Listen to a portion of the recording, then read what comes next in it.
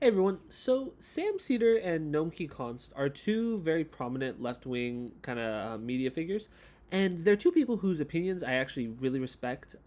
It just to kind of put it in perspective. If I were to ask Sam Seder or Nomiki Konst to kind of put into words like what their ideal political situation would be, like what their ideal political world would be, I actually think that it would probably be better than just about any sitting politician, any elected politician. I think that they what Sam Seder and Noki Khan's like what they advocate for is like significantly better than even someone like who AOC what they would be arguing for. And so that's kind of put into perspective like how much I respect like their opinions when it comes to like actual policy. But when it comes to kind of strategy and maybe the way that we should be looking at the way that establishment Democrats are speaking to progressives, I think that they are kind of very, very incorrect on this issue. So this is a clip of them talking about basically some of the rhetoric that establishment Democrats such as Barack Obama or Joe Biden use when talking to progressives. So let's take a look. At least what's going on is listening, right? It's symbolic. I mean, in my opinion, I'm in another. I think they realize how outrageous the Clintons were. And if you remember at the convention, just thinking about the So just for clarification, the convention she's talking about is the 2016 DNC convention. convention again, there was this. The convention was definitely a Clinton convention. I mean, you had Michael Bloomberg on stage. You had four-star generals that were, chanting "war, war, war." I mean, it was a crazy convention. But the time that we separated that nasty rhetoric. Oh, and this is what I was going to say about that article is that what came out of that was that Hillary Clinton added a couple of lines about reaching out to progressives into her speech.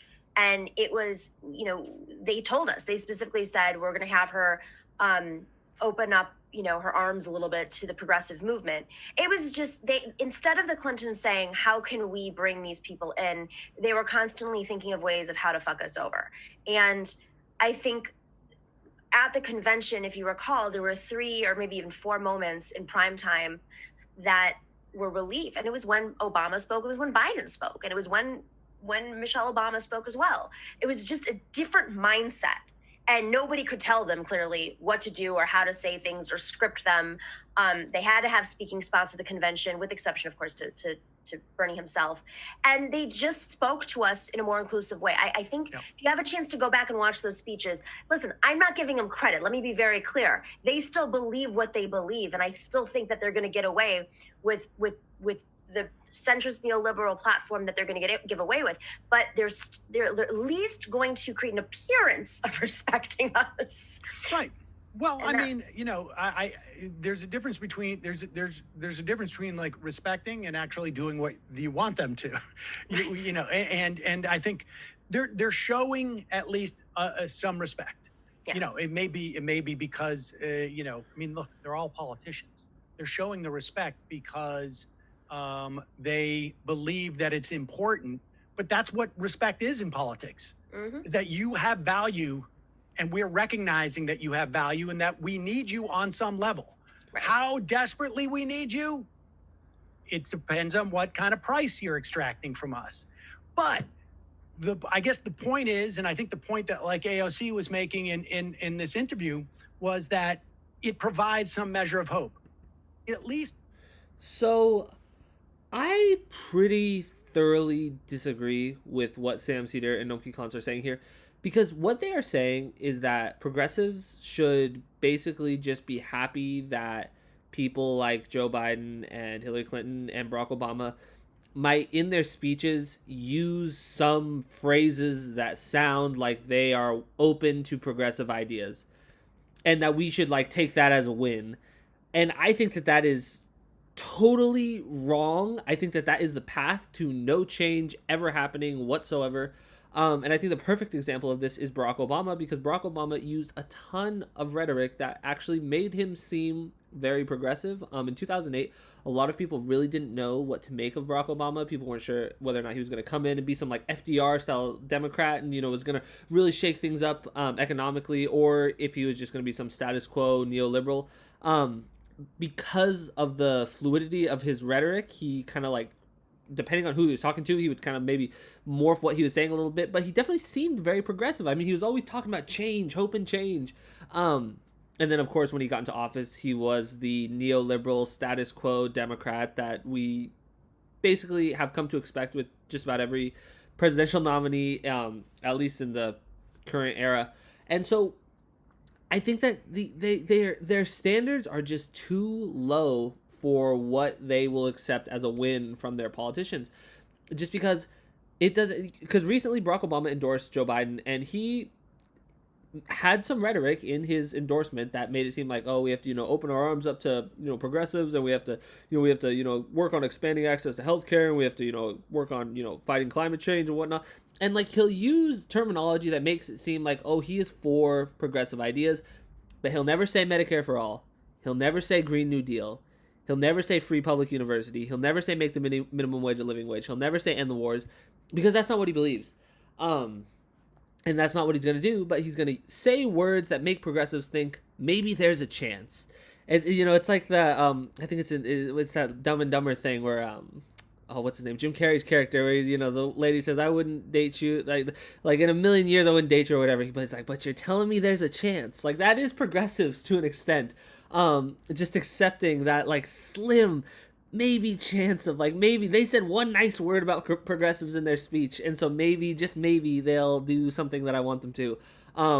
And we just, like, that just isn't enough. And just to kind of put into context what they were talking about here is they were referencing Kyle Klinsky recently, had a string of tweets that caused a lot of controversy, basically saying that if Donald Trump is elected, blame him and fellow progressives, that he is the cause, and he's like, I am to blame if Donald Trump wins, and so basically you should come to me next time around and then, like, ask me what I want so that I will vote for you next time. That is the strategy that he's adopting. I'm not sure if I 100% agree with that strategy, but that is what, like, Sam Seder and Nomiki Konst are kind of criticizing, because they're saying, okay, well, if Joe Biden wins, then you don't have a voice in the room because you said that, like, you're stepping away from it. But, like, my kind of retort to Sam Seder and Nomiki Konst on that would be that you're not going to have a voice in the room regardless. Like, if Joe Biden wins, whether or not Bernie Sanders endorses him or not, they will blame progressives, or they definitely won't, like, thank progressives. And one of the reasons is Bernie Sanders endorsed Hillary Clinton last time around and did many rallies for her, more rallies than Hillary Clinton did for Barack Obama, and they still blame him for her losing. If she had won, they would have given him zero credit. They don't view progressives as an ally. They view them as a punching bag. And so, like, Sam Seder is assuming, and Nomiki Konst are assuming, that if Joe Biden wins, if they get in line behind Joe Biden, they will have a voice in the room. What evidence are they pointing to other than these, like, little semblances of hope that they give in some of their speeches, like these little one-liners in a speech that says, like, oh, like, I believe in, like, tackling climate change, and, like, that is like, see, a Green New Deal is possible with Joe Biden. No, it's not. It just isn't. It is not. Like, the best you can hope for with Joe Biden is that we maybe get back into the Paris Climate Accords. That's not anything to be happy about. Like, Joe Biden literally said that he would veto Medicare for all. Like, this is not some, like, you're not going to get what you want. Progressives will not get what we want with Joe Biden. Like, Joe Biden, like, people love to talk about Joe Biden with the Supreme Court. Joe Biden's not going to put someone on the Supreme Court who's going to overturn Citizens United. He just isn't. Like, that's, like, one of the biggest issues in politics, money in politics. He's not going to do anything about it. So, like, I just don't understand this, like, theory that, like, if we elect Joe Biden, then progressives will have a better chance, because where is that with Obama? You'd think that Obama would have been the bridge. Obama would have been the bridge to a true progressive president.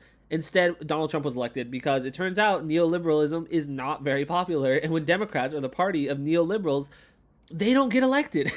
And that is why Joe Biden is a terrible candidate. He is such an incredibly weak candidate. I mean, that policy-wise, and not to mention the clear signs of mental health deterioration, the open sexual assault case that is against him, there is a lot of problems with Joe Biden. Could not be a weaker candidate, arguably weaker than Hillary Clinton.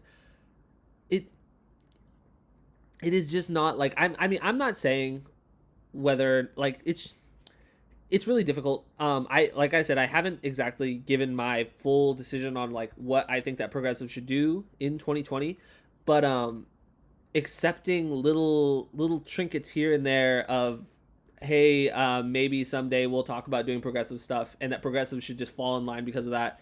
I thoroughly disagree with that. We should ask for so much more from our politicians. One of the reasons we have such a broken system is because of this kind of attitude, like Sam Seder and Nomiki Konst are saying, where we should just kind of accept these little promises that never pay off. And so that's kind of my thoughts on this. If you guys disagreed with anything I said in this video, make sure to leave a comment down below. But if you enjoyed the video, make sure to like and subscribe, and have a great day.